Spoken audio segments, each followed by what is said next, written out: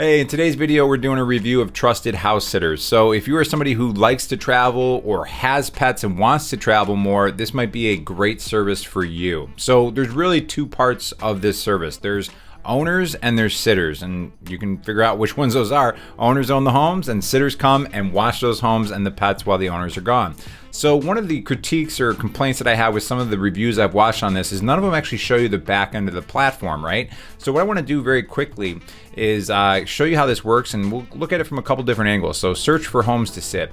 Now, once you actually create an account, you will get more information with your free account. And what I mean by that is, let's say I click on this one and it's Parker, Colorado, right? When you are logged in, you actually see the dates. Now, if you're not logged in and you haven't set up a free account, it doesn't even show you the dates. So the way they do it is they kind of give you a little bit more information when you get a free trial or at least a free account. And then when you actually sign up, that's when you can actually message with the person. In this case, it's Todd here. So I'm going to click join now to apply. And then I just wanted to cover a few things on the pricing here. So you can see that there's owner, sitter, and combined. Combined is really easy, that it's $60 more than compared to sitter. So $129 for the basic package with sitter or owner. But if you want to double up, it's just $60 more regardless of the package. So if you are somebody who has pets at home and you want to be able to travel, it might be worth doing that combined. But I wanted to make this video so you can see where people are actually using this service too. If you're in a really popular destination, like let's say you're in Las Vegas or Miami or Denver, Colorado, something like that, the chances of somebody being able to sit for you are going to be higher because there's going to be more people that want to go there versus Wichita, Kansas. And I apologize if that's where you're from. I'm not trying to make fun of you. I'm from Buffalo, New York, so lots of people make fun of where I am from as well. So looking at this again, though, from the sitter side, the things worth mentioning here is if you go to the standard sitter, that's where you get the free video calls with a vet. So that's going to make the owner of the home more confident in you because you have access to that service. Also, the background check, they'll be able to see if you have any criminal history or anything like that. The other thing worth mentioning with the premium sitter service is the fact that you have the sit cancellation insurance. This one's pretty interesting. Basically, you can provide up to $150 compensation per night to cover the cost of alternative accommodations. So let's say you were to sit for somebody for 5 nights, and then that person cancels on you as the sitter, they will give you $150 for all 5 nights, up to $1,500 per sit. So that's pretty cool that you get this as well. So in this particular example, I'm just going to buy the basic sitter package here. Hey guys, a quick mention too, I do have a link in the description of this video. If you use my link, I may be compensated when you sign up, but you still get the best possible price. So I appreciate you using my link because it helps to support my YouTube channel, as this is what I do full time. So I really appreciate it. So when you're actually going through and setting up your profile, it does require you to fill in quite a bit of information. And I think that's a good thing because you're going to be living in somebody else's home and they want to know as much about you as they can. So don't be weirded out by that. In my opinion, that's what I would want if somebody was staying in my home. I want to know who this person is, where they're from, what they're about. So I'm doing the ID check, and the way it works is it sends a text message to your phone, and then simply all you have to do is scan or take a picture of your license on the front here, which I'm not going to put up on screen because I don't want to put my license up on screen. But I'm going to use that photo and then continue. And then you take a picture of the backside as well.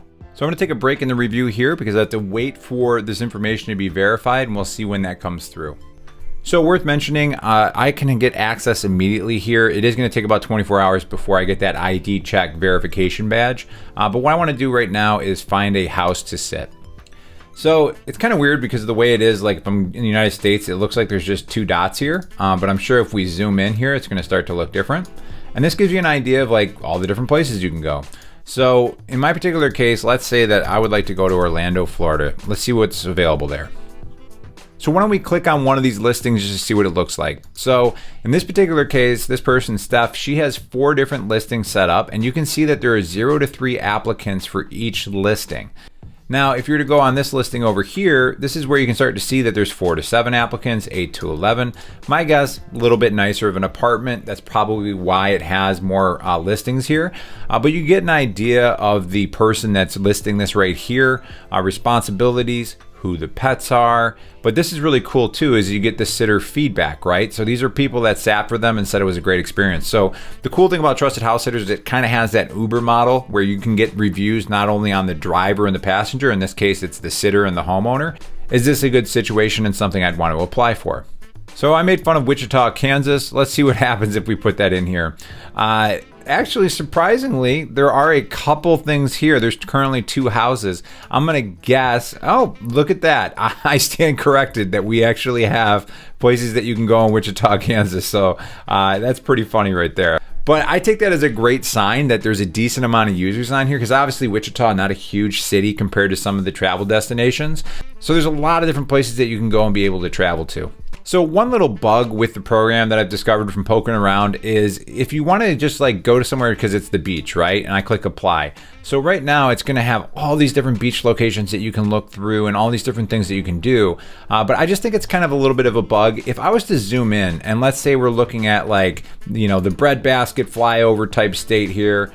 But this is where it's kind of weird. It's basically, it will actually take those recommendations here. So if I click beach again, it's going to say that there's nothing. So just be aware that you just have to kind of zoom out and actually get to a relative location, and then you're able to use these. So you can apply more filters such as like, yes, I want to be able to use a car, and that might kind of break it down a little bit. And this is a quick way too where you go, oh, you know what, it's this in North Carolina. That looks interesting.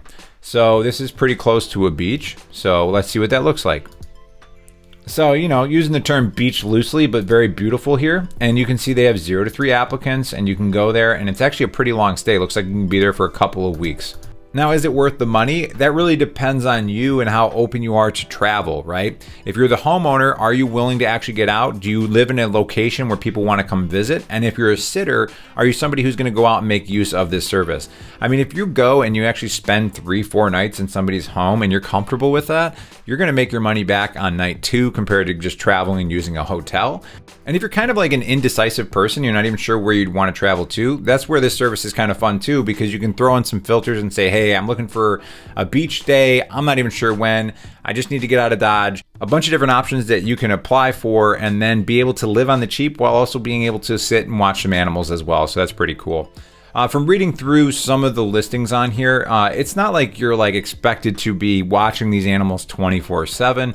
It's more so, you know, water some plants, watch the animals, make sure they're fed, take them outside, take them for walks, that kind of thing. But you still get to live your life when you're visiting in town as well. So if you guys are interested in signing up, I do have a link in the description below, and I appreciate you using my link because it helps to support my YouTube channel. And this next video right here is one that YouTube thinks that you may like based on this content as well. So catch you in that next video.